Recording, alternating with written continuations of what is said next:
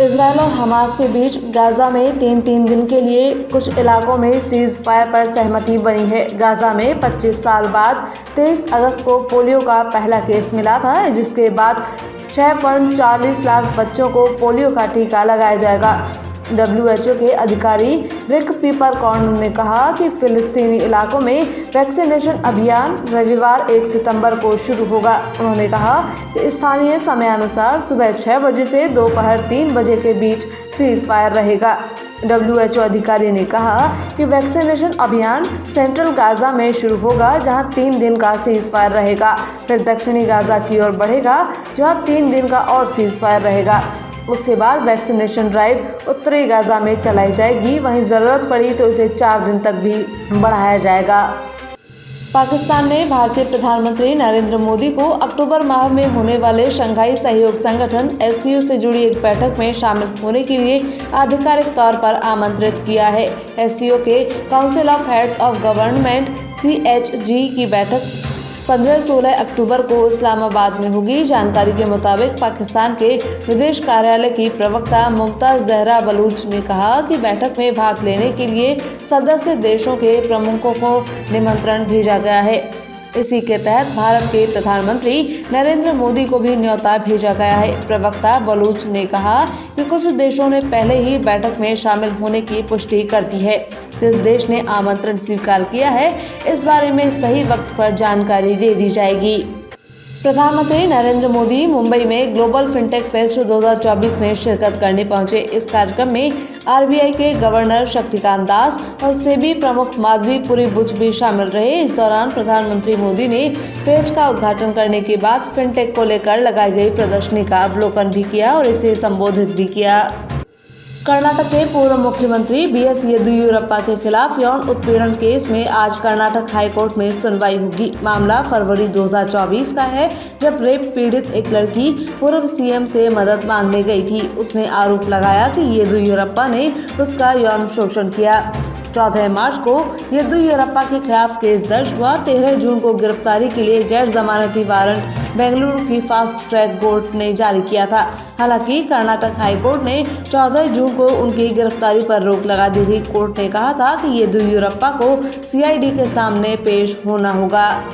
हरियाणा में विधानसभा चुनाव के लिए आज भाजपा की पहली लिस्ट सामने आ सकती है। इसके लिए गुरुवार रात दिल्ली में प्रधानमंत्री नरेंद्र मोदी की अगुवाई में भाजपा की केंद्रीय चुनाव समिति यानी CEC की मीटिंग में टिकटों पर चर्चा हुई। बैठक में करीब 55 उम्मीदवारों के नाम लगभग फाइनल कर दिए गए हैं। माना जा रहा है कि प्रदेश की मौजूदा सरकार के प्रति एंटी इनकम्बेंसी से पार पाने के लिए पार्टी मौजूदा विधायकों में से करीब 24 मंत्री विधायकों की टिकट काटकर इन सीटों पर नए चेहरों को मौका दे सकती है।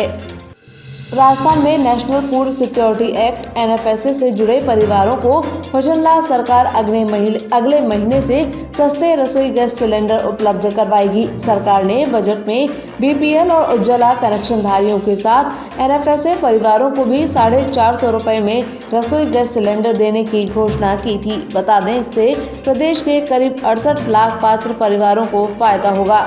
इन परिवारों को सिलेंडर लेते समय 806 रुपये 50 पैसे ही देने होंगे। बाद में सरकार सब्सिडी की राशि को इनके बैंक खाते में जमा करवा देगी। जयपुर के जवाहर नगर शॉपिंग सेंटर में गुरुवार रात एक निर्माणाधीन इमारत अचानक गिर गई। अशोक जूस सेंटर के ऊपर इस इमारत का निर्माण कार्य चल रहा था। इमारत की दीवार में दरार आ गई थी। अचानक रात को ये धराशायी हो गई। इलाके की बिजली सप्लाई बंद कर दी गई है। मलबे में दबने से कई गाड़ियां क्षतिग्रस्त हो गईं। बड़ी संख्या में मौके पर पुलिस जाब्ता भीड़ को काबू करने के लिए तैनात किया गया है। इस हादसे के दौरान इमारत में कितने लोग मौजूद थे, इसकी जानकारी जुटाई जा रही है। अचानक हुए इस हादसे के बाद पूरे इलाके में जहां दहशत का माहौल है, वहीं मौके पर राहत बचाव कार्य भी शुरू कर दिया गया है। सिविल डिफेंस और पुलिस की टीम मौके पर पहुंची हुई है।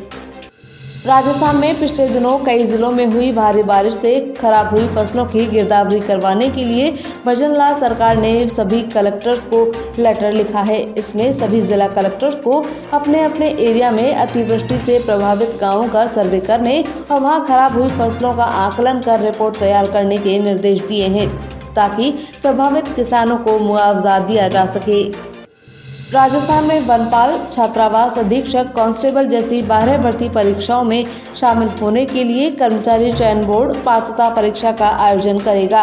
कर्मचारी चयन बोर्ड ने इसे लेकर समान पात्रता परीक्षा CET सेकेंडरी लेवल की विज्ञप्ति जारी कर दी है। इसके लिए 2 सितंबर से अभ्यर्थी अप्लाई कर सकेंगे। पात्रता परीक्षा में 40% नंबर लाना अनिवार्य किया गया है, जबकि इसमें SC/ST वर्ग के आवेदकों को छूट दी गई है।